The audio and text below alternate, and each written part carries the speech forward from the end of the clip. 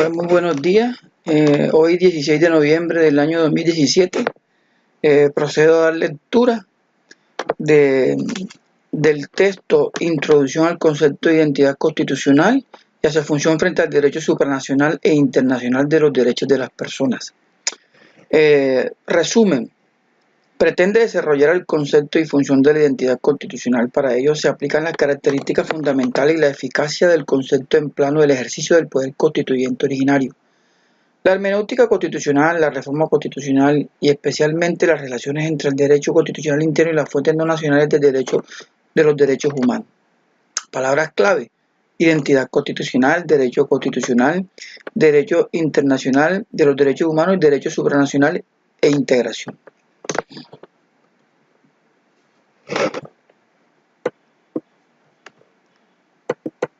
Introducción. La presión de los ordenamientos internacionales frente al derecho nacional y la progresiva influencia de las fuentes comparadas en la argumentación judicial y en la producción legislativa son dos fenómenos que caracterizan al constitucionalismo contemporáneo. El contenido de las constituciones modernas converge progresivamente hacia un denominador común cuya existencia ha llevado a algunos autores a referirse a la existencia de un supuesto de derecho internacional común en Occidente o incluso al surgimiento problemático de un orden constitucional global o cosmopolita de matriz kantiana. La sujeción de los poderes públicos al imperio del derecho, la democracia, el respeto hacia los derechos de las personas y especialmente hacia los derechos de las minorías configuran los pilares más gruesos de esta convergencia. Esta aproximación entre los ordenamientos constitucionales reposa en varios factores, entre los que destaca la función unificadora del derecho internacional y del derecho comparado. El primero de estos ordenamientos, el internacional, ejerce su influencia a través de varios motores, entre los que destaca la jurisprudencia contenciosa y no contenciosa de los tribunales internacionales, la doctrina de los órganos de supervisión de los tratados, como Comité de Derechos Humanos, Comité de Derechos Económicos, Sociales y Culturales, Comité de Derechos del Niño, Comité para la Eliminación de Discriminación contra la Mujer, Comité para la Eliminación de Discriminación Racial, Comité de Derechos de los Trabajadores Migrantes y Comité contra la Tortura principalmente. Y la propia jurisprudencia nacional, esta última con mayor o menor intensidad y prolijidad recibe, interpreta y aplica las normas, los principios y la doctrina internacional por lo que se refiere al derecho comparado. La infiltración se favorece con el tráfico intelectual de la doctrina jurídica y con el ejercicio comparatista que suele acompañar al proceso legislativo y a la fundamentación de la sentencia. Como ha sucedido casi siempre a lo largo de la historia, el derecho progresa a través de un proceso constante que responde a impulsos de creación original, de imitación o simple reacción frente a la presión de las fuentes exógenas. El derecho público nacional no escapa de esta afirmación, así lo demuestra el análisis de nuestra doctrina y jurisprudencia, ambas cada día más sensibles y receptivas hacia el derecho no nacional, término que permite englobar las fuentes internacionales, particularmente las de derechos humanos, las fuentes comparativas y en el caso chileno en una medida todavía inexistente, las fuentes supranacionales. En efecto, la lectura de la reciente jurisprudencia judicial, especialmente de la constitucional e incluso de cierta jurisprudencia no jurisdiccional, permite advertir como una tendencia consolidada la notoria apertura de nuestros operadores jurisdiccionales y administrativos hacia dichas fuentes no nacionales de argumentación. La influencia de las referidas fuentes de derecho no nacional en los ordenamientos constitucionales plantea varios problemas a la teoría constitucional. La formación de un nuevo derecho cosmopolita, la transformación de las premisas tradicionales del Estado constitucional y la comunidad internacional son algunos de ellos. Entre todas ellas, este ensayo pretende analizar el concepto que permite fundamentar desde la dogmática constitucional el carácter limitado que poseen esas fuentes y particularmente las relativas al llamado derecho internacional de los derechos humanos. La presente investigación no versa sobre las causas ni efectos ni características de la creciente convergencia de los ordenamientos constitucionales en Occidente. Por el contrario, ella pretende desarrollar un discurso constitucional coherente sobre el carácter limitado del derecho internacional de los derechos humanos y su proyección en el ámbito del ejercicio de la jurisdicción, particularmente la constitucional.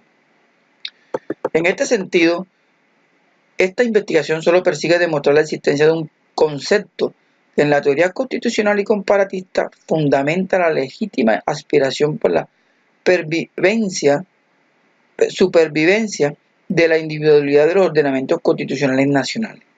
La identidad constitucional, la reflexión sobre este último concepto permite comprender la globalización y la internalización del constitucionalismo nacional como unos fenómenos jurídicamente limitados. Esto quiere decir que la globalización internacional, especialmente en el área de los derechos humanos y del comercio internacional, puede encontrar un contrapeso jurídico y legítimo en la identidad constitucional de los estados. Este contrapeso, como se verá más adelante, es constitucional en dos sentidos. En primer lugar, es constitucional porque permite al operador a la esencia misma del ordenamiento estatal, las normas fundamentales del Estado.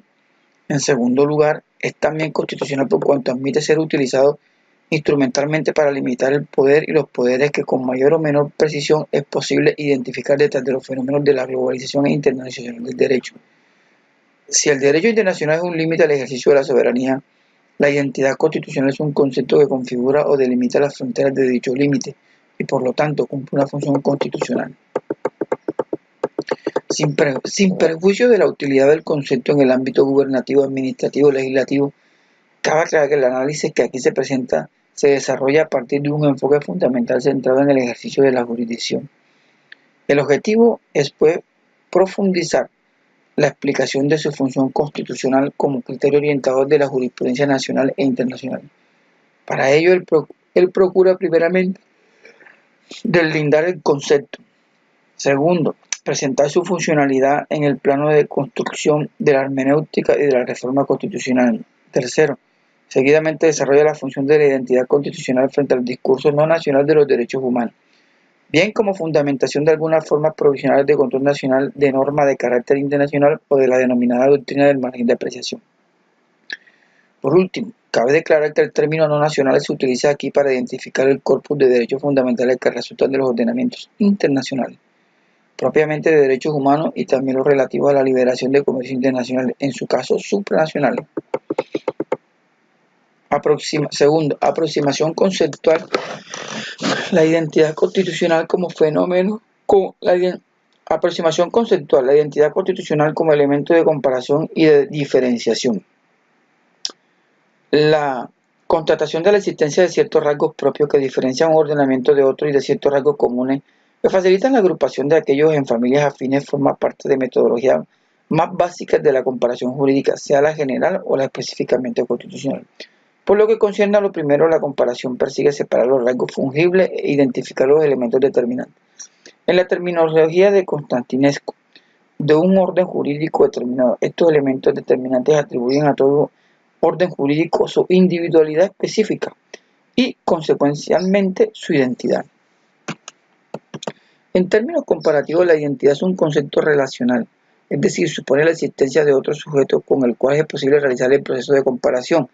En otras palabras, la identidad jurídica es un atributo que solo se tiene en relación a un tercer ordenamiento, y en la medida que se posee, permite distinguir un ordenamiento de otro. Hay que subrayar que esta afirmación se pretende desde las características materiales de cada ordenamiento, y no desde su presentación formal. Desde esta última perspectiva, todos los ordenamientos estatales, en la medida en que participan de la personalidad estatal, o como diría Kelsen, se confunden con ella, son únicos e irrepetibles. En definitiva, todo ordenamiento constitucional expresa la identidad formal de su titular político, pero no por esa circunstancia se convierte en un ordenamiento con identidad material en términos comparativos. Junto con recordar el carácter relacional de la entidad, es necesario precisar tres características adicionales del concepto. Se trata del carácter contingente, variable y, por último, potencialmente confrontacional de la identidad constitucional. La identidad es contingente en el sentido que puede darse o no darse con relación al resto del ordenamiento. Al igual que acontece con las personas, la identidad es un fenómeno que admite notables rasgos de variación o de espesor. Así hay comunidades políticas extraordinariamente celosas de su identidad, como acontece en Francia, el Reino Unido o los Estados Unidos. Por tener tres claros ejemplos, en el primero de estos tres países, la laicidad fue un elemento capital para exigir la eliminación de cualquier referencia a Dios en los instrumentos modificativos del Tratado de la Unión y Comunidades Europeas. En el Reino Unido, la defensa del sistema imperial y de pesos y medidas frente al sistema métrico que imponía la Unión Europea llegó a los mismos tribunales de justicia en el caso conocido como los mártires del sistema métrico, sin contar con la proverbial singularidad en las formas y en el fondo de la llamada Constitución británica. En Estados Unidos, por otra parte, la originalidad de la Constitución de 1787 es tan relevante que la sola cita del derecho extranjero, incluyendo ciertamente el derecho nacional, ha generado polémica al interior de la propia Corte Suprema de Justicia. Aquellas comunidades celosas de su identidad pueden confrontarse con ciertas áreas geográficas, por ejemplo, la Europa oriental postsoviética y en ciertas medidas América Latina, que presenta una notable tendencia hacia la asimilación en el plano de los derechos constitucionales. En ambos casos es posible advertir las secuelas de un pasado autoritario o totalitario del cual los estados han intentado alejarse asimilándose a aquellas comunidades políticas con regímenes democráticos constitucionales consolidados.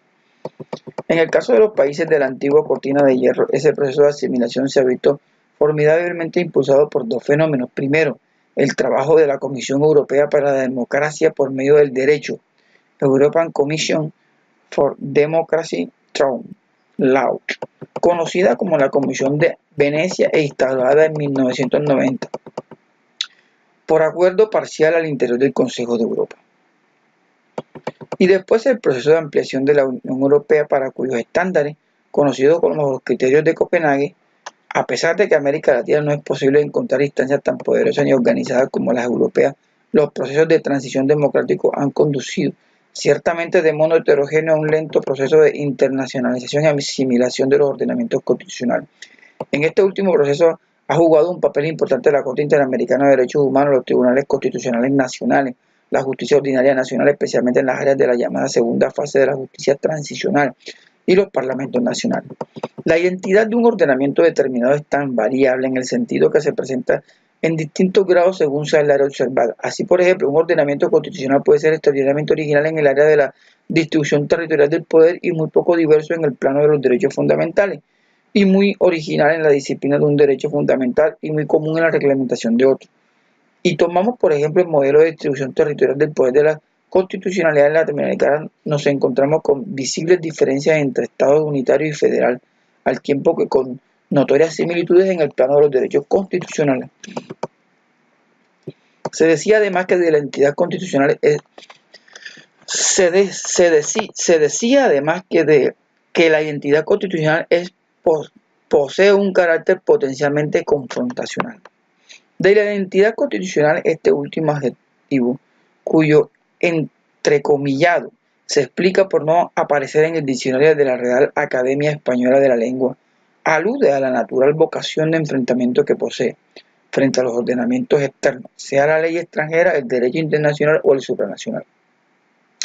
Aquellos elementos de la Constitución Nacional que configuran su identidad material, en efecto, uno de los elementos que identifica una comunidad, digamos, estatal, es su Constitución. Pero como existen muchos elementos fungibles dentro de este último ordenamiento, solo puede decirse que existe una verdadera identidad constitucional cuando en confrontación con otra, una comunidad expresa y defiende un conjunto de valores o principios que resultan propios. Si no hay confrontación o resistencia, hay asimilación o por lo menos aquiescencia y por lo tanto renuncia a la propia identidad. El enfrentamiento o colisión de visiones entonces consubstancial a la idea de identidad. En este sentido puede decirse que la identidad suele hacerse evidente cuando una comunidad colisiona o puede plausiblemente confrontarse con otra individualidad política, también dotada de su propia identidad constitucional.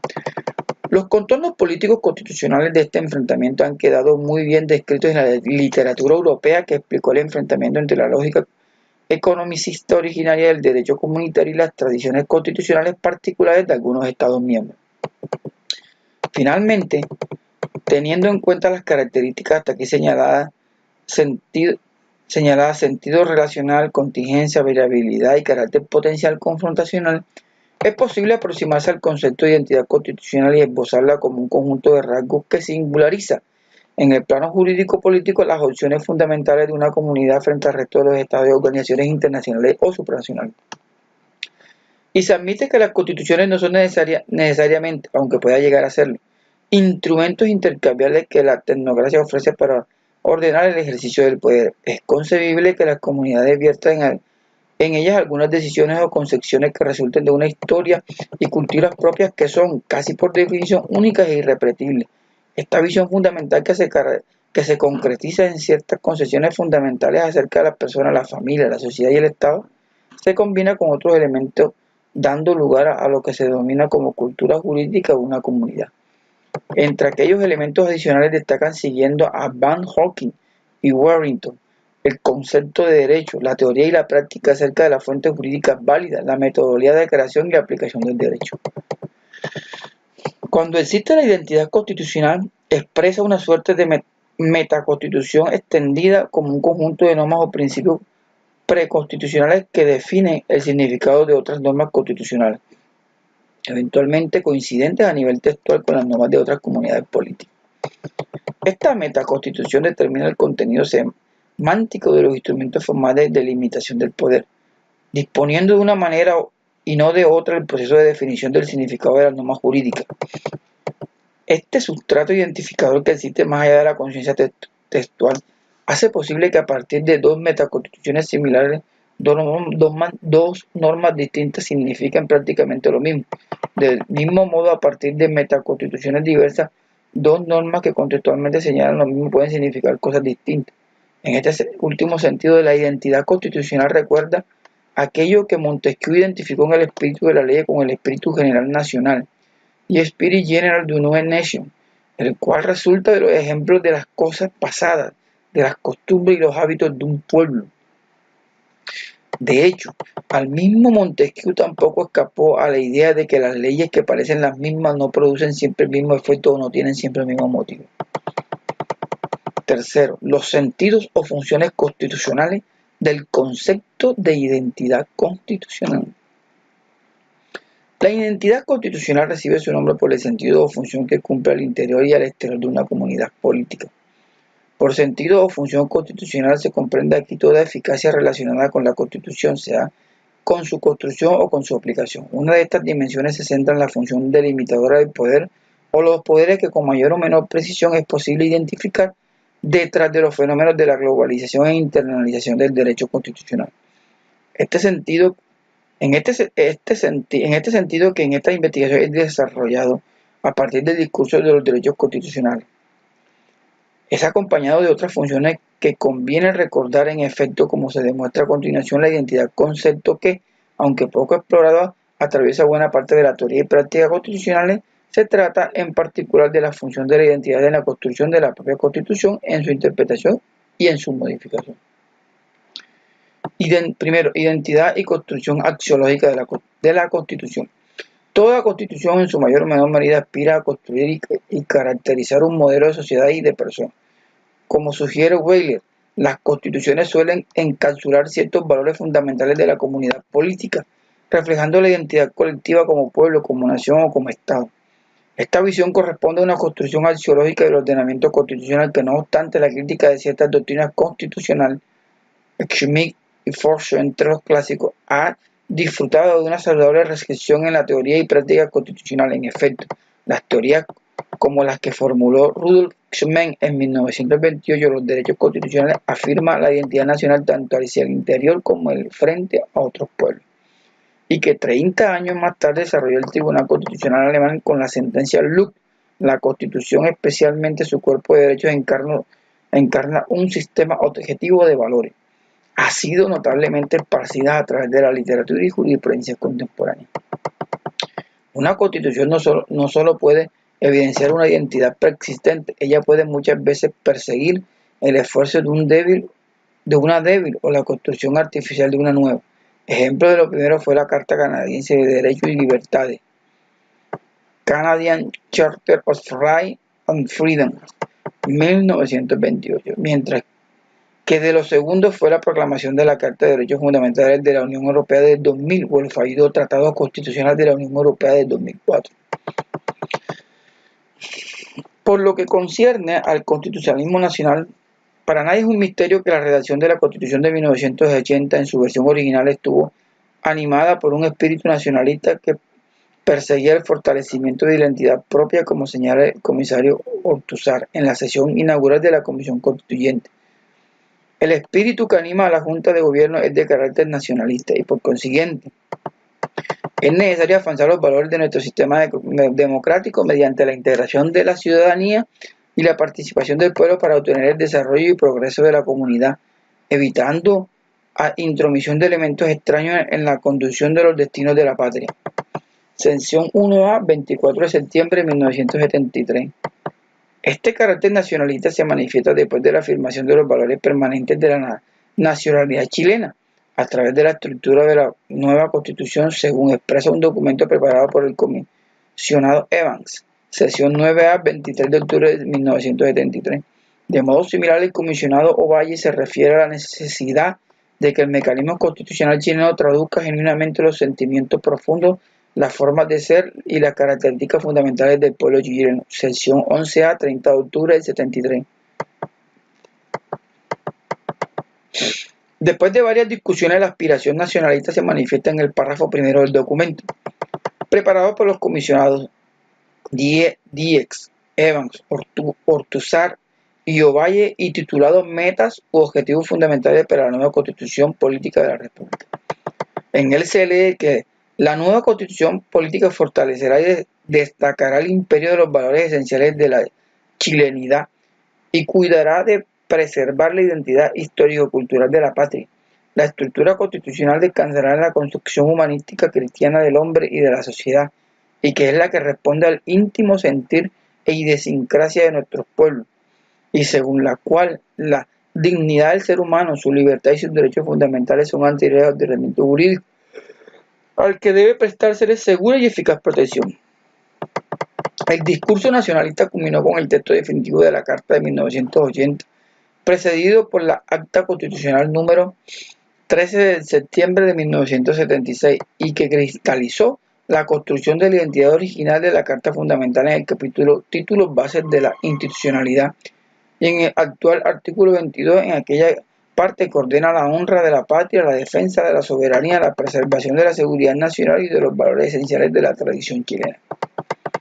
El capítulo de las bases, aún tras las modificaciones introducidas por las leyes número 18525 del 17 de agosto de 1989, la del 1 de abril del 91, la del 12 de noviembre del 91, la del 16 de junio del 99, la del 26 de agosto del 2005, no han sido desprovistos de su carácter modelador de la identidad constitucional nacional. En efecto, la transición y consolidación de la democracia pudo despojar a las bases de su sentido nacionalista original, muy propio de la década en la que la Carta se redactó, pero no cabe duda que ellas todavía manifiestan la idea de derecho, el esqueleto jurídico o los valores o las ideas éticos que inspiran e identifican a nuestra Carta Constitucional. En efecto, como se demuestra más abajo, las bases se integran con el resto de las normas constitucionales, dando lugar, en palabras del Tribunal Constitucional chileno, a un cuerpo sistemático y coherente de principios, valores y normas dotados de supremacía constitucional y que permean la interpretación y aplicación de todo el ordenamiento jurídico.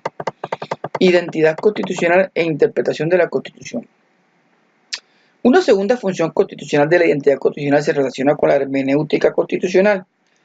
En algunos estados federales, la identidad constitucional ha servido para fundamentar la interpretación autónoma de las constituciones estatales. La interpretación autónoma posee dos significados.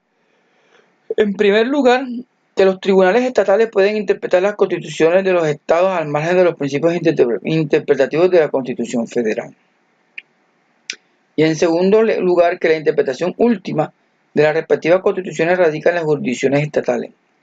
En los Estados Unidos este fenómeno forma parte de lo que se llama un nuevo federalismo y conlleva un progresivo aumento del pluralismo propio de los estados compuestos. Para los defensores de esta forma de pluralismo constitucional, los estados no son entidades geográficamente manufacturadas y definidas por límites arbitrarios, por el contrario, ellos son sociedades únicas con sus historias y culturas propias. El derecho desde esta perspectiva no puede ser concebido como el producto de funcionarios al servicio del poder, sino como resultado de la voluntad de un pueblo motivado por creencias profundas, valores, ideales.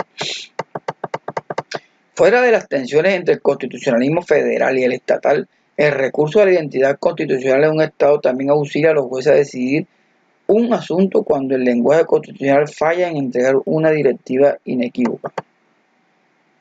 Los textos constitucionales suelen ser amplios en su textura, por lo que inevitablemente deben ser completados por sus intérpretes.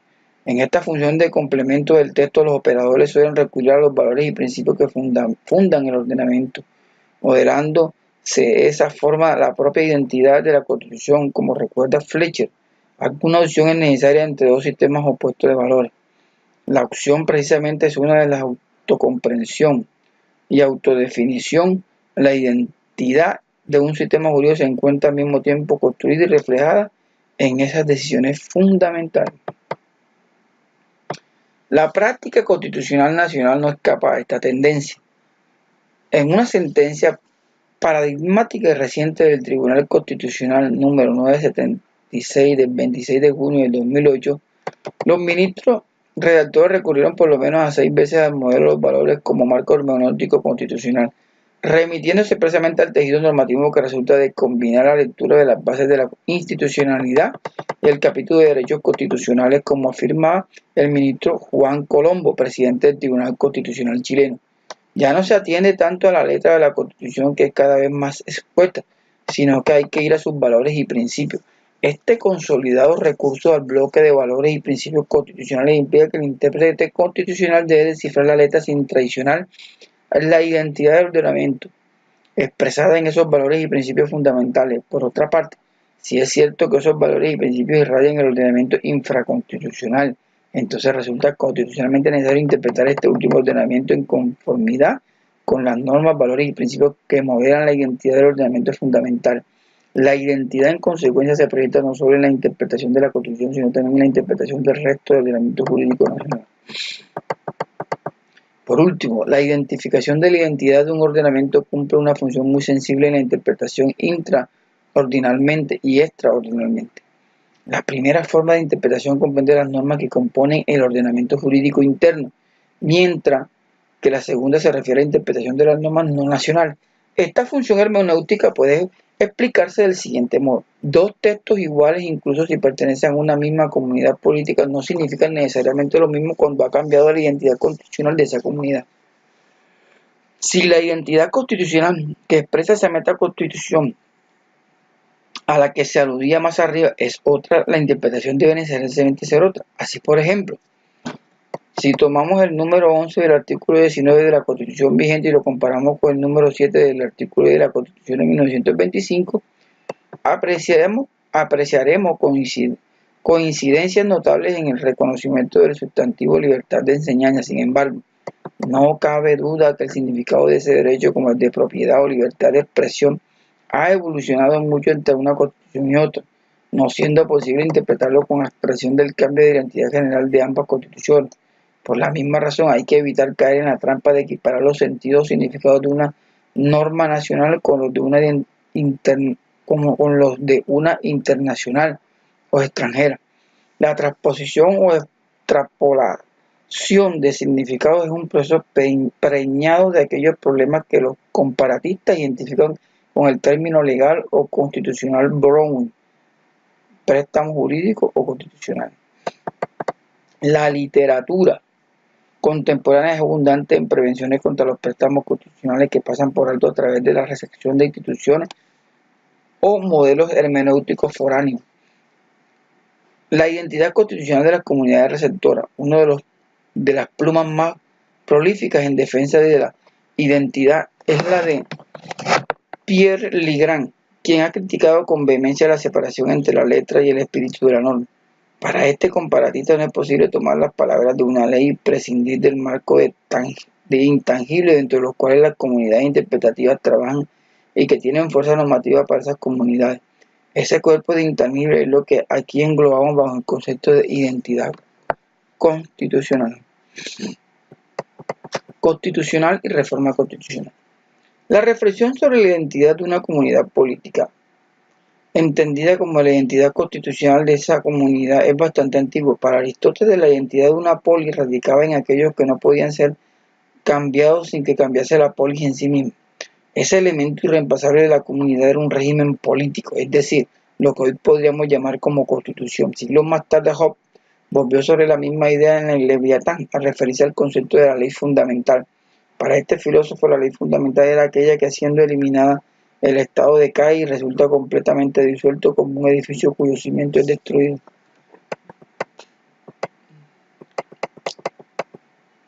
Lo planteado por Aristóteles y Hobbes en el campo de la teoría política ha discutido en la teoría constitucional contemporánea bajo el título de los límites constitucionales a la reforma de la Constitución.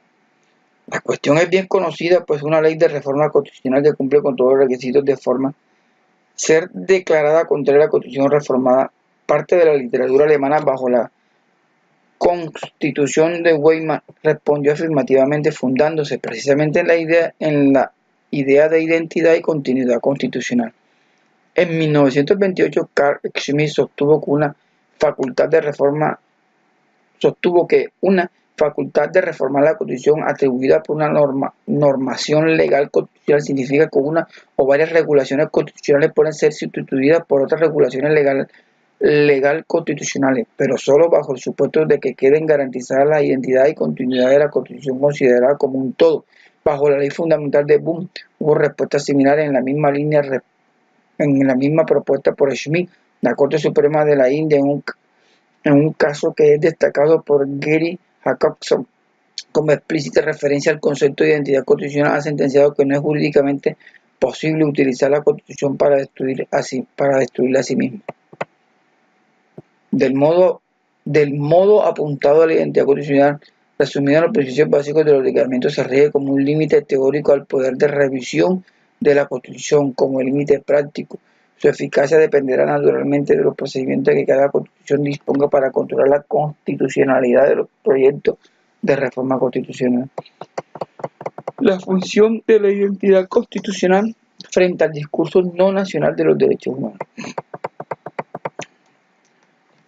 Otras de las funciones constitucionales que cumple la identidad constitucional es delimitar los ámbitos de aplicación y por lo tanto de interrelación entre el ordenamiento constitucional interno y los ordenamientos constitucionales extranjeros, los supranacionales, los internacionales de los derechos de las personas. Esta investigación se ocupará de exponer la eficacia del concepto estudiado frente a los dos últimos ordenamientos, es decir, el internacional y el supranacional.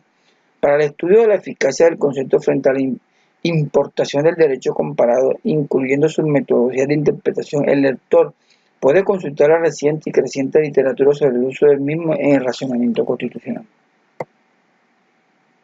Como se sabe, los ordenamientos supranacionales surgen de las transferencias de atributos propios de la soberanía a favor de organismos dotados del poder de generar y aplicar normas llamadas comunitarias en el territorio de los estados asociados. Esas normas aplicadas directamente y sobre la premisa de su supremacía sobre el derecho interno suelen desarrollarse derechos y libertades que se inspiran en lógicas no enteramente compatibles con el discurso constitucional nacional.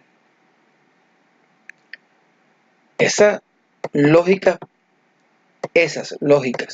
propias de la identidad que intentan forjar los organismos supranacionales pueden entrar en conflicto con la identidad constitucional de los ordenamientos estatales.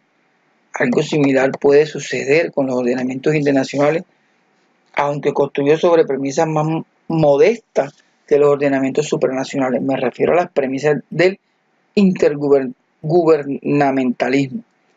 Los ordenamientos internacionales suelen ejercer la misma presión sobre los ordenamientos nacionales.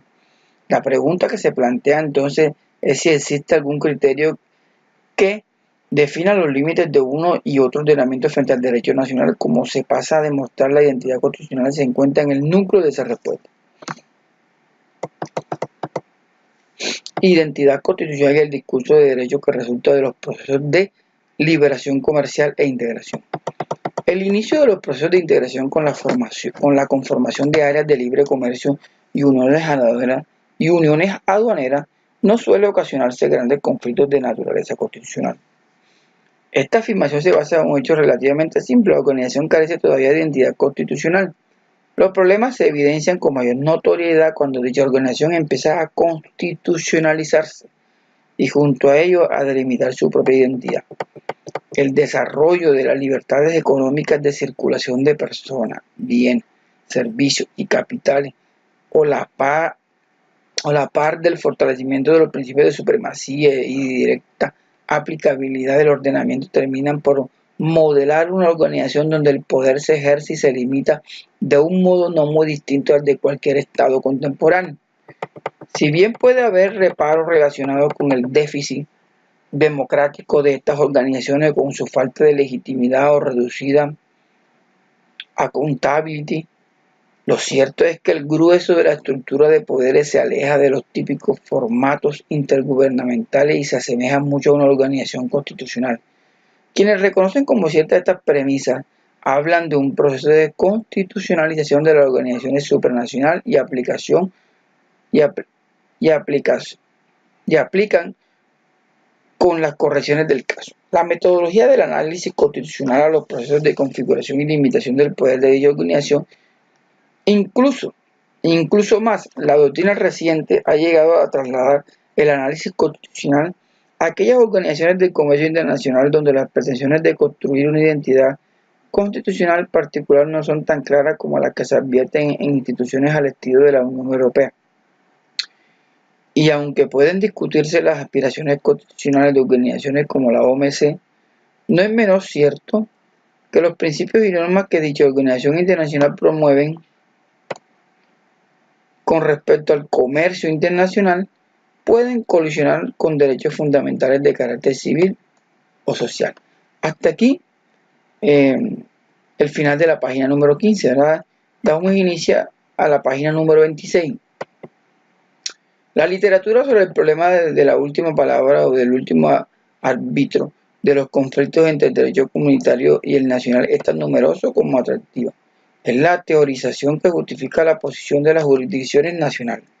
Sin embargo, la tesis de la preferencia de la jurisdicción nacional sobre la comunitaria tiene el importante defecto de quebrantar uno de los principios fundamentales sobre los cuales se ha construido el derecho de la integración. ¿Cuál es el principio de supremacía del derecho comunitario? Por otro lado, si son ciertas las aspiraciones y estructuras constitucionales del nuevo orden comunitario, es la metodología y la retórica de la supremacía constitucional del nuevo ordenamiento la que debe ayudar a superar el conflicto. Como si de una federación o cuasi federación hablésemos.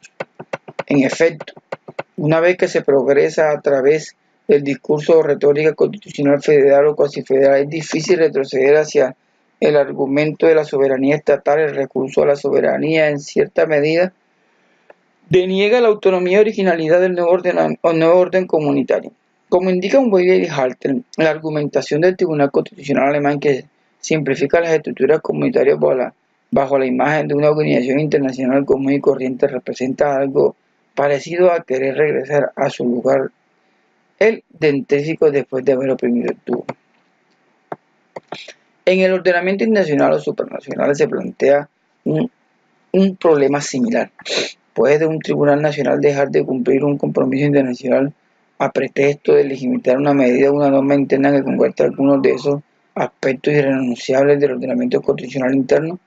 Para responder a esta cuestión, el juez nacional carece de los razonamientos que ofrece la literatura comunitaria y que probablemente lo llevaría a fallar en favor del ordenamiento superior. Pues aunque el contexto del derecho internacional de los derechos humanos difiere del derecho integracional de general, los sistemas internacionales de reconocimiento y tutela de los derechos fundamentales todavía no alcanzan un estado de evolución que permita explorar el discurso constitucional federal a la solución del conflicto de identidades constitucionales. Sin embargo, lo anterior no implica que el juez nacional carezca de argumentos para dar aplicación preferente a la normatividad internacional.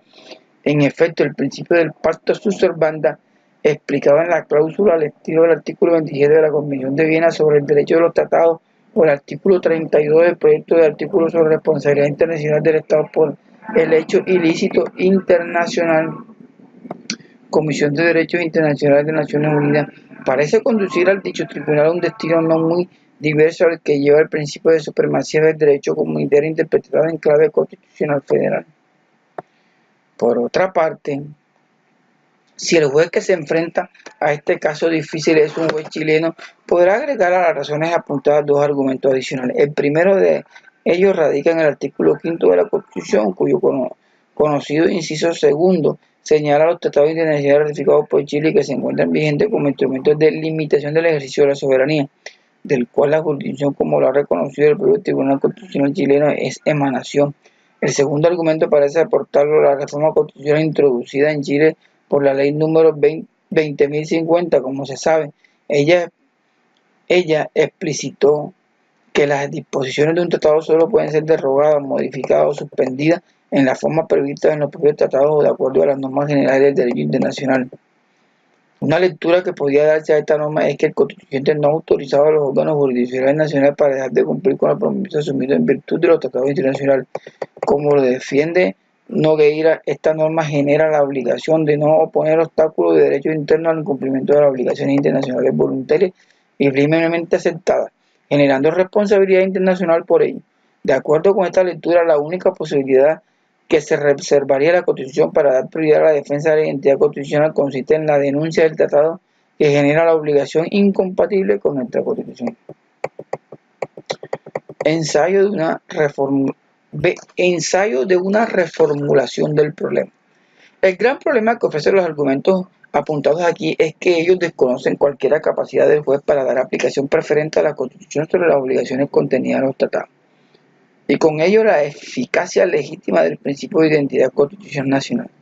Si es que dicho principio existe, como se ha intentado demostrar a lo largo de esta investigación, resultaría que la doctrina de la preferencia del derecho internacional sobre el nacional reduciría su virtualidad a la sola doctrina del margen de apreciación y luego a la jurisdicción de los órganos internacionales de supervisión de los tratados, suprimiendo de paso las hipótesis de hecho que permiten el desarrollo de esta última.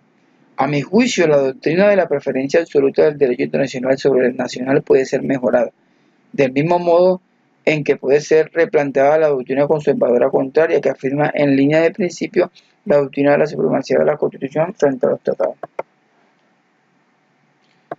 los tratados internacionales. En efecto, tanto la una como la otra tienden a plantear el conflicto en términos maniqueos, donde el acerto de uno es el error del otro y viceversa. La tesis que se defiende aquí plantea una eficacia ordenada del principio de identidad constitucional. Esto quiere decir que el juez tiene el deber de interpretar las normas constitucionales en armonía con las internacionales. Lo anterior a consecuencia del principio de la buena fe, con que deben cumplirse los convenios internacionales y de los mandatos expresos de la Constitución. Allí donde los hay, como es el caso del artículo 10.2 de la Constitución española.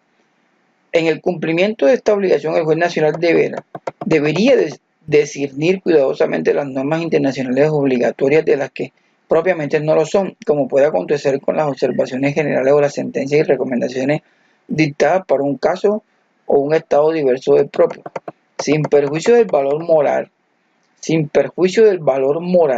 que pueda reconocerle a estas últimas, y luego de discernir el carácter vinculante de la norma, el juez aprecia la existencia de un conflicto, él debe proceder a medir la consistencia del mismo con el propósito de evaluar si se encuentra en juego algún elemento de la entidad constitucional del Estado.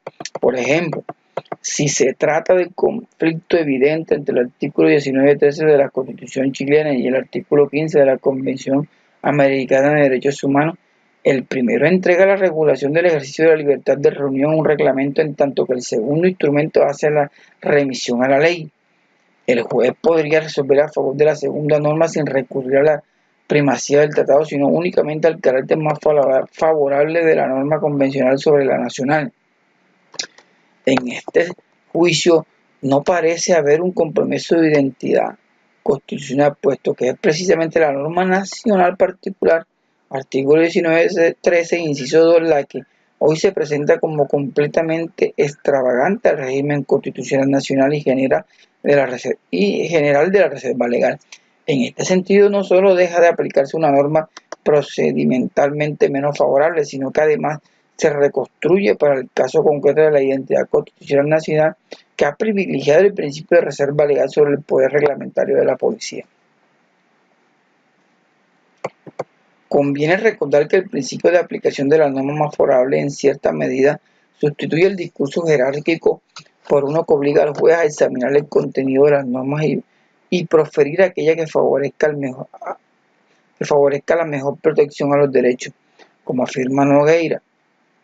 De esta manera, el derecho internacional de los derechos humanos incorporado al derecho interno, cuando contiene algún plus respecto de este último, se aplica Por ser más favorable el sistema de derecho o viceversa, el del derecho interno prevalece frente al derecho internacional, cuando el primero protege en mejor forma los derechos que el segundo. Ahora bien, la decisión sobre lo que mejor favorece algunas veces podrá resolverse en base a criterios cuantitativos, pero en otras necesitará inevitablemente de un juicio de valor planteado en términos jurídicos. Este juicio de valor a su turno requiere de un fundamento positivo que no es otro que la Constitución Nacional, lo que refuerza la relación de cooperación entre los ordenamientos constitucionales e internacionales. Una vez que se ha demostrado que el deber de compatibilización es imposible de cumplir sin dar preferencia absoluta a una u otra norma, el juez puede legítimamente optar entre someter enteramente su decisión a la precisión del ordenamiento internacional o insistir en la defensa de la entidad constitucional nacional sobre la internacional. En el primer caso, la sumisión voluntaria del juez a los dictados del ordenamiento no nacional, estamos ante la presencia de una forma de mutación constitucional consentida, pues un órgano estatal acepta voluntariamente transformar parte de la identidad del ordenamiento nacional sin que medie la intervención del poder de revisión constitucional. El derecho comparado conoce de casos como este, donde el juez nacional, incluso sin que medie reclamo alguno, se somete voluntariamente al ordenamiento internacional y con ello transforma, al menos parcialmente, la identidad constitucional nacional. Un buen ejemplo representa el caso Blue, resuelto por la Court of Appeal del Reino Unido. Este caso tiene su origen en la acción de Judicial Review entablada por una mujer para impugnar la decisión administrativa que le había denegado la autorización para exportar el esperma de su marido fallecido hacia Bélgica. A pesar de que la legislación británica prohibía la fecundación post-mortem, la Court of Appeal revocó la sentencia de primera instancia invocando para ello las libertades comunitarias de prestación de servicios y al transporte de los accesorios necesarios para ello. El asunto no necesitó llegar al Tribunal de Justicia de la Comunidad Europea para obtener una decisión a favor de los derechos fundamentales comunitarios, porque la judicatura inglesa aplicó por sí misma las libertades comunitarias fundamentales. Naturalmente, detrás de un fallo como el mencionado hay una opción a favor de la asimilación, y si esa opción cuenta con la aceptación de la comunidad, la asimilación es legítima, pues como se señaló, la identidad es un elemento variable y sobre todo contingente. Por el contrario, si el juez considera que tiene el deber de defender la identidad constitucional nacional sobre la internacional, existen buenas razones que puedan esgrimirse en su favor. Este sería el caso, por ejemplo, del compromiso que las normas constitucionales internas referidas al valor de la vida del que está por nacer y a la autonomía de los grupos intermedios o al valor de la familia como núcleo fundamental de la sociedad. En primer lugar, hay que recordar que una comunidad no puede ser obligada sin revisar su carta constitucional a modificar o renunciar a los principios fundamentales de su ordenamiento expresados en su constitución. Incluso más si la identidad constitucional limita el propio poder de revisión, como mayor razón detiene el poder estatuido de jurisdicción. El denominado control de convencionalidad obligaría a los estados a ejercer una suerte de control de compatibilidad entre las normas internas y el Pacto de San José, complementado con la jurisprudencia de la Corte Interamericana. Encontraría entonces un límite en el compromiso de la entidad constitucional de los estados partes. En virtud de ese límite, el juez nacional podría decidir en favor de la norma constitucional interna en el entendido que el juicio sobre la norma más favorable no siempre es posible de ser formulado a la luz de argumentos procedimentales, como es el conflicto entre reserva legal y reserva reglamentaria a propósito de la libertad de reunión, sino que puede requerir opciones de valor legítimamente radicadas en los sujetos habilitados para ejercer el poder de revisión constitucional.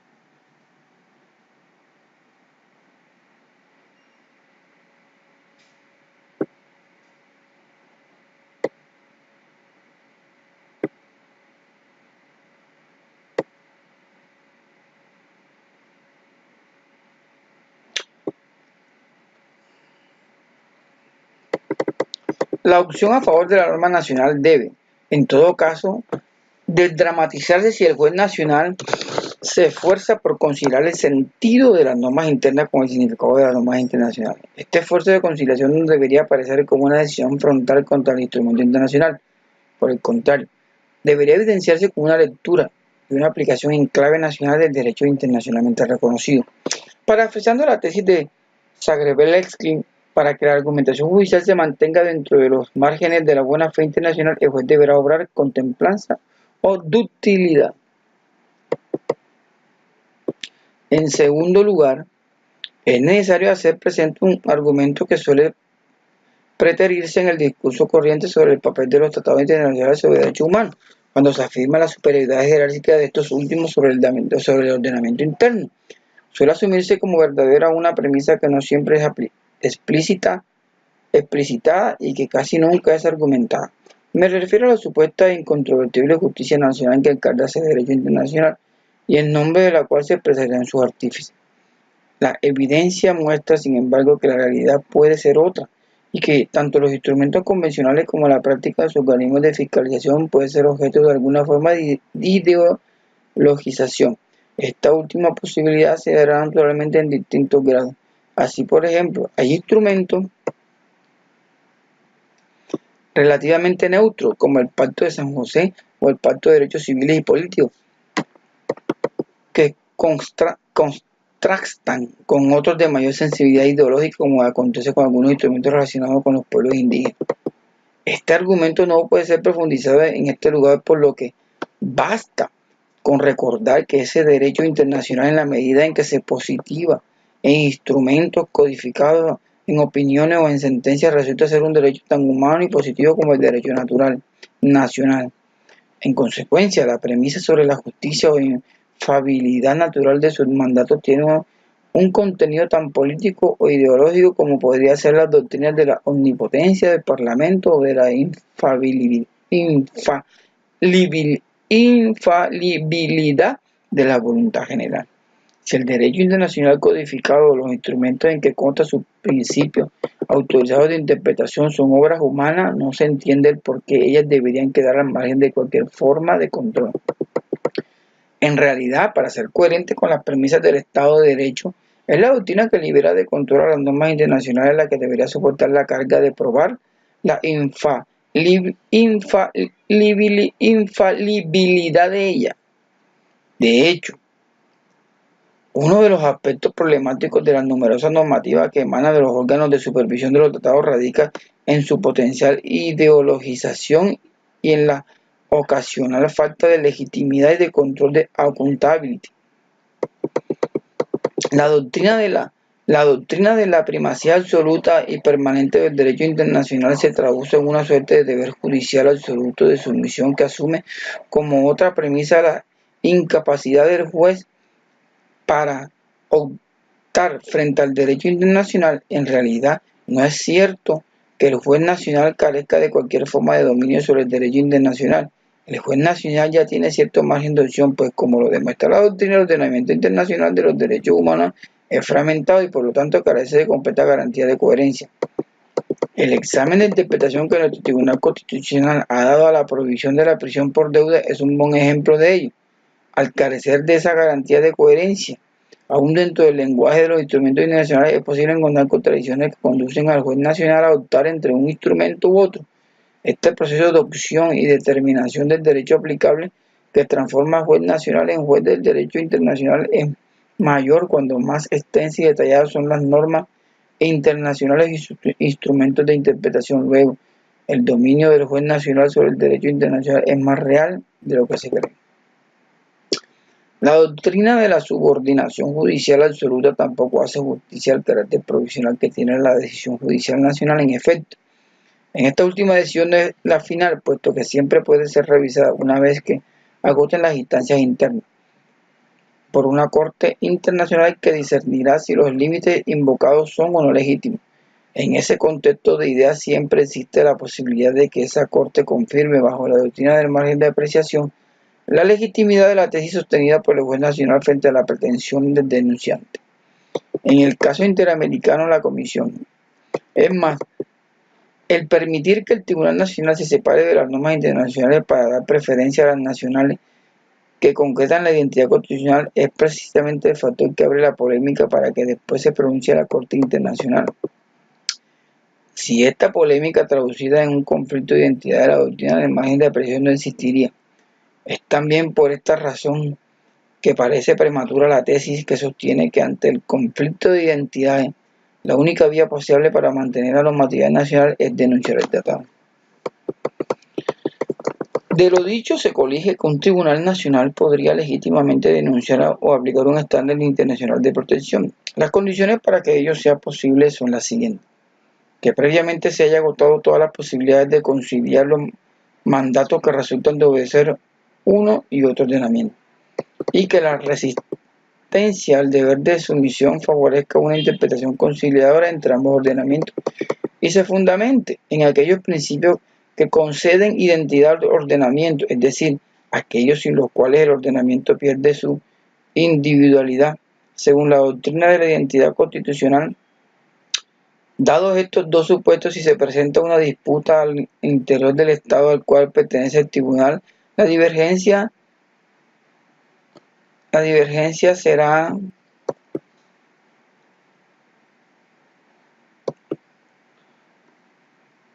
si se presenta una disputa al interior del tratado del cual pertenece el tribunal, la divergencia será legítima, en la medida en que no se impida al perjudicado solicitar el pronunciamiento de los órganos de control de eficacia de los tratados.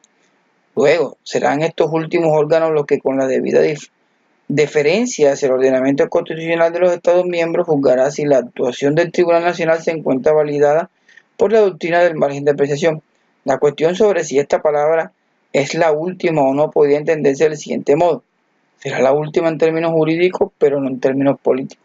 En términos políticos, más allá de la improbable denuncia de los tratados, es siempre posible la crítica hacia las decisiones de los jueces internacionales. A partir de esa crítica se abre la siempre presente posibilidad de overruling y, en definitiva, del progreso de la jurisprudencia internacional y su función cooperativa frente al derecho interno.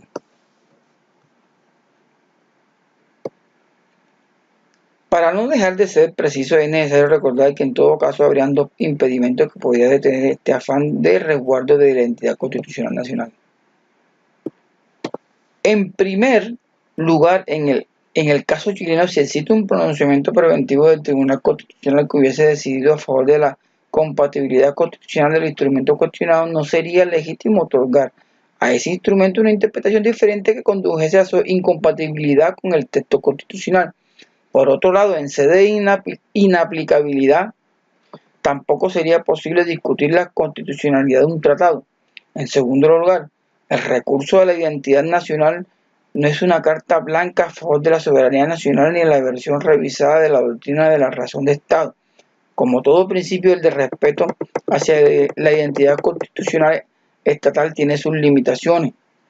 Una de las principales justificaciones de su carácter limitado radica en la necesidad de evitar que se convierta en una especie de sucedáneo de la vieja doctrina de la razón de Estado, o como ha enseñado alguien, vertiente formal de la vieja excusa que dice: aquí hacemos las cosas así. En efecto, el recurso a la identidad constitucional de un Estado no puede servir para liberar del escrutinio internacional la actividad estatal interna, del mismo modo que sus fundamentos políticos subyacentes. La diversidad cultural tampoco puede servir para cancelar la idea de la unidad en la diversidad constitucional que en el fondo defiende la tesis de la identidad constitucional.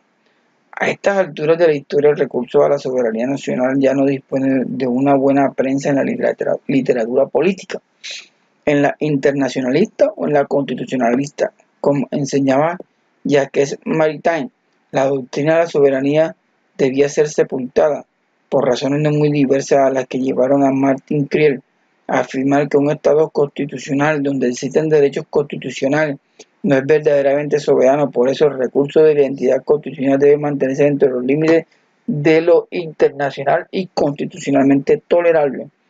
Lo internacional y lo constitucionalmente admisible viene definido por un indicador negativo. ¿Cuál es el hecho de que el Estado que invoca su derecho a la diversidad no puede encontrarse por debajo de aquel mínimo común denominador bajo el cual ya no cabe hablar de tolerancia hacia la diversidad? Fin de la página 33. Con esto doy por finalizado la lectura del artículo.